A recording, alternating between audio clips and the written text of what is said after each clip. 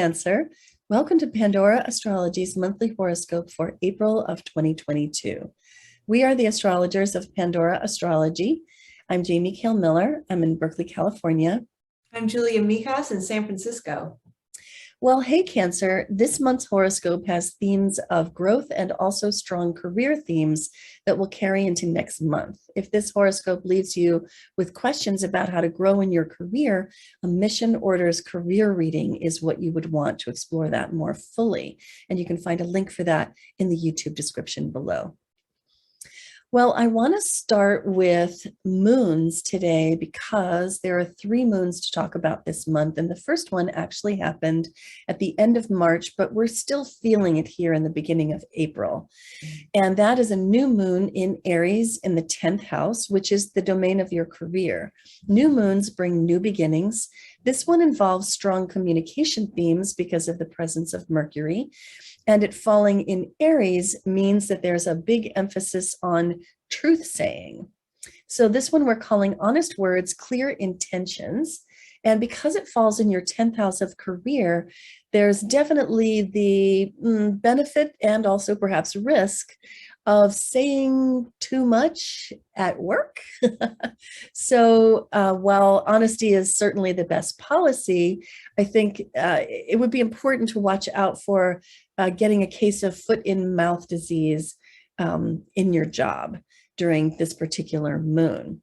Because you will be planting seeds for the future, and so make sure they're good ones. The next moon I want to tell you about is coming up on the 16th. This is a full moon in Libra, which falls here in your 4th house of home and family, domestic life, heritage, and roots. The moon loves to be here, and so even though emotions run high during a full moon, I think that this one may be pretty enjoyable. Now, it's likely to stir up quite a bit of conflict, possibly some power and control dynamics to do with Pluto squaring this moon. And Pluto's been traveling along through your 7th house actually for probably more than a decade. And I will say more about that in a little bit.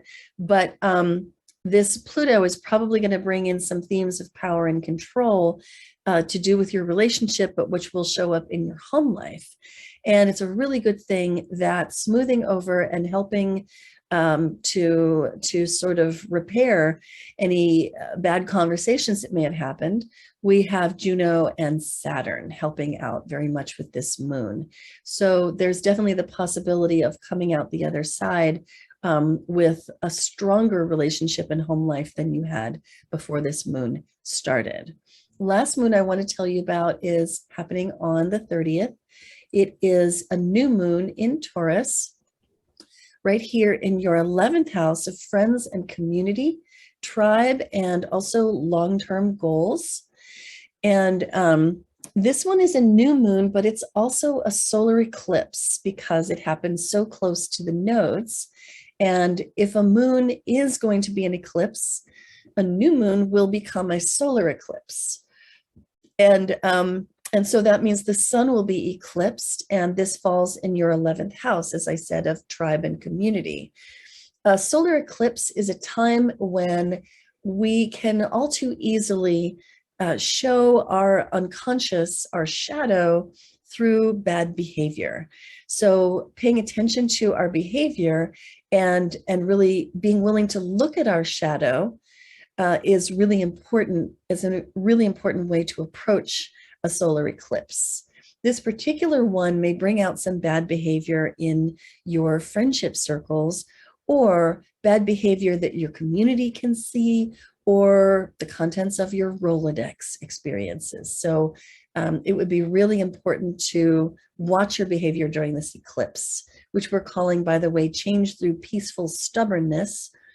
And I leave it to you to find out why by checking out the video that we've made about this moon. It's in our April 2022 news playlist on our YouTube channel, Pandora Astrology. And if you want to find out about the full moon in Libra, you'll find that in the same place. And the new moon in Aries of March, you'll find in the March news playlist. So one last thing I want to say, which is that Ceres has been traveling along through Gemini for some time. She is a cultivator and she helps us to build wealth and be a good steward of our bodies. She's been traveling along through your 12th house, and next month we'll be moving into your first house, bringing those themes into sharp relief. And I'll say more about that when we get there. Hey, Julia, what's up with Mercury, Venus, and Mars for the Cancers of the world this month? That's a pretty good question because there is a lot going on that Cancer needs to know about. Hey there, Cancer. I'm going to start with Mercury because Mercury is all over the map this month. He is going through 3 different houses because he's moving so fast in the sky.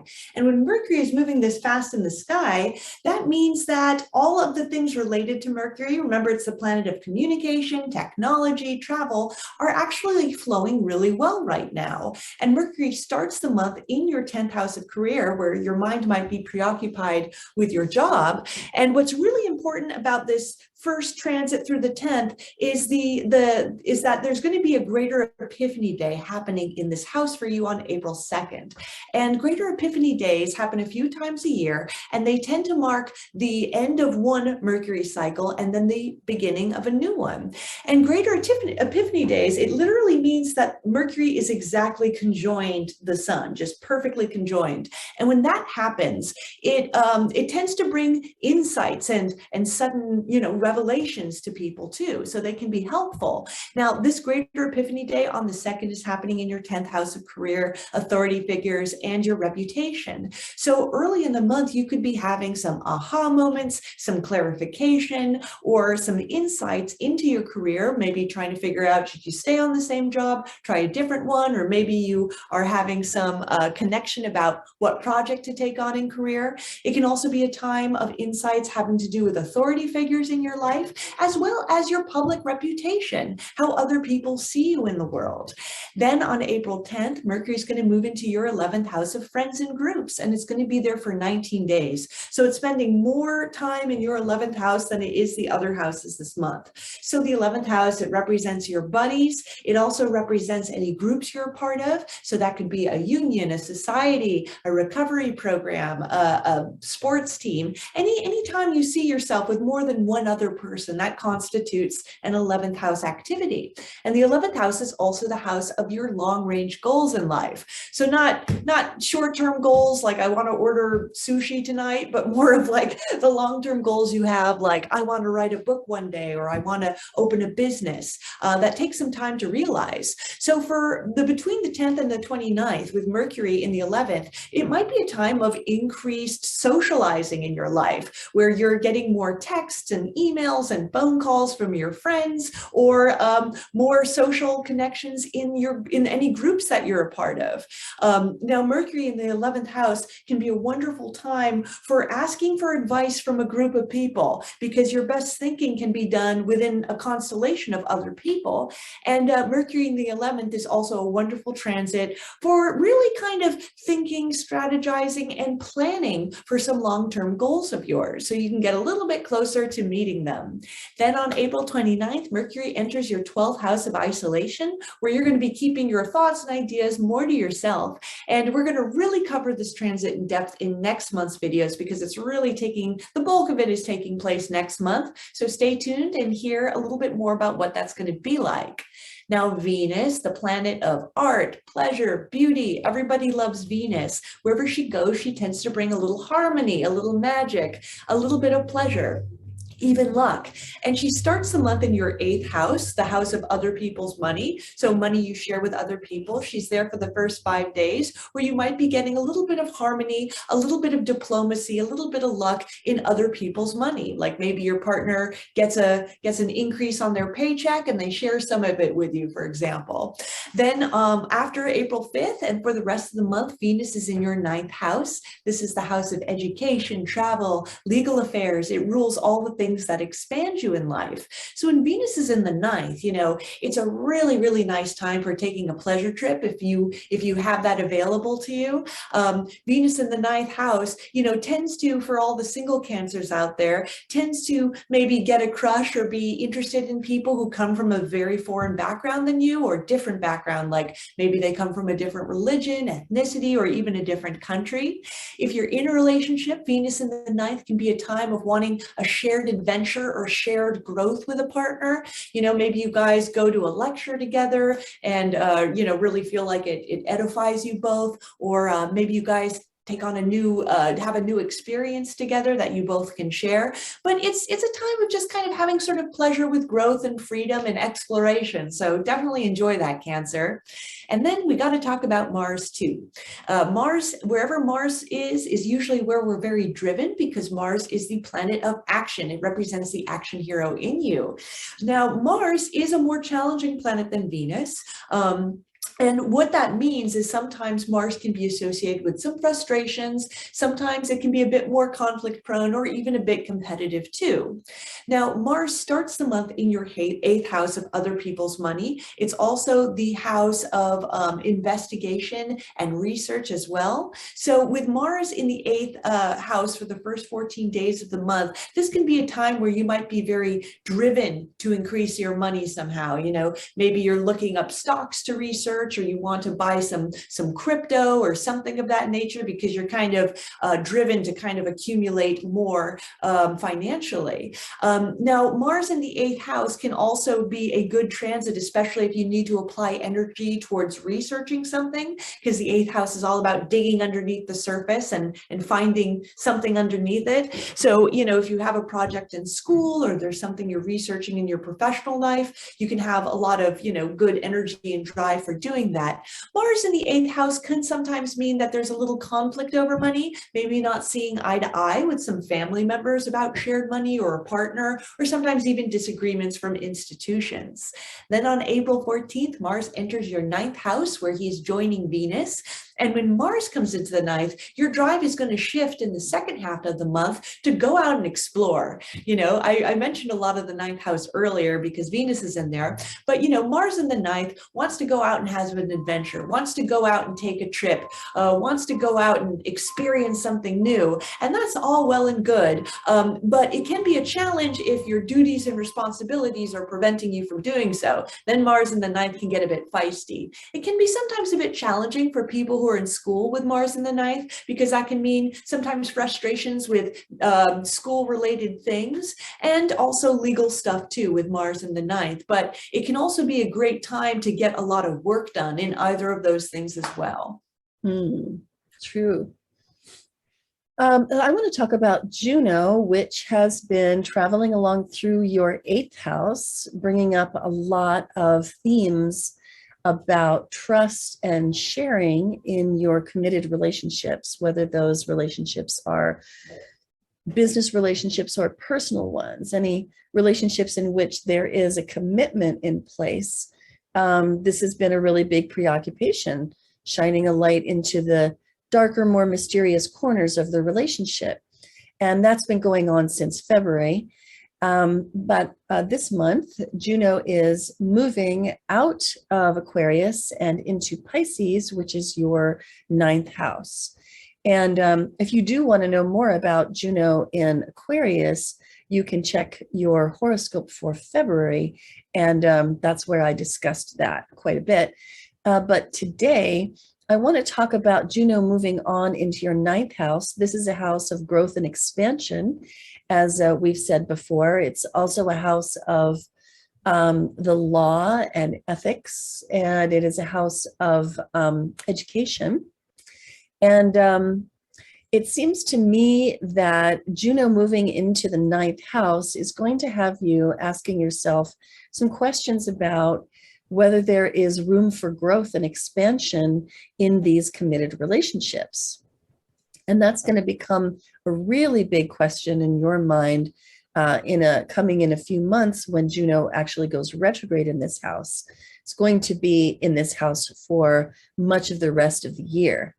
And I would think that if you are involved in divorce proceedings or would like to be, the movement of Juno into the ninth house would probably be a pretty good time to start that going. Let's see. I want to talk about the seasonal change because the sun starts the month in Aries in your 10th house of career. It's been bringing the spotlight of your attention to the arena of career for the previous 30 days. And then on the 20th, it moves into the 11th house, which is the house of your social groups, your friends and acquaintances. And not just social groups of people that you know personally, but also your Rolodex, your acquaintances, your networks that you know through work. This is also the house of the money that you earn through your career. And so wherever the sun goes, we want to shine the spotlight of our high quality attention, because attention is like sunlight. Wherever you spend it, things can grow and thrive there. And so the 11th house placement of the sun is saying, pay attention to your friends, bring your leadership and your glow of personality into your social groups, and take leadership there. So paying attention and putting high quality attention on the people that you're acquainted with should tighten and strengthen your social web this month, while the sun is in Taurus, starting on the 20th and going for 30 days. The last thing I want to talk about is Pluto, which is going retrograde late this month on the 29th. You'll see the little red RX is going to appear there, and here it is. Pluto brings transformation and metamorphosis, and Pluto has been traveling along your 7th house for more than a decade, bringing transformation in your relationships, such that you may find during the last decade that the relationships that you have stuck with have changed in some fundamental and deep way, and that probably not a few relationships have been shed along the way, sometimes in very dramatic ways, perhaps. At this point, Pluto is going retrograde, which happens every year. That's not unusual. But if it is the case that you are having a Pluto transit, not just through your 7th house, but to something very specific in your chart, such as a planet or a point, well, then you would probably start to notice around the 29th this month that you're feeling like you're going into a death and rebirth process. You may feel an increase in a sensation of rawness, vulnerability, and exposure. You may feel like things are getting pretty intense in some area of your life. And if you do feel that way, you'd probably want to find out more about transits of Pluto, when they happen, how they feel, and how to handle them. And if you want that good stuff, there's a link in the YouTube description below about Pluto transits. So I suggest you check that out. So if you do want a reading with one of us, you can always find readings on our website, pandoraastrology.com, in the readings tab. If you want to check out your other horoscope, like this is your sun sign and you want the horoscope for your rising sign, you can find all the horoscopes in the horoscopes tab. And if you want to take a class, you'll find those on our website as well, pandoraastrology.com. And until next time, we'll see you around the cosmos. Bye. Bye-bye.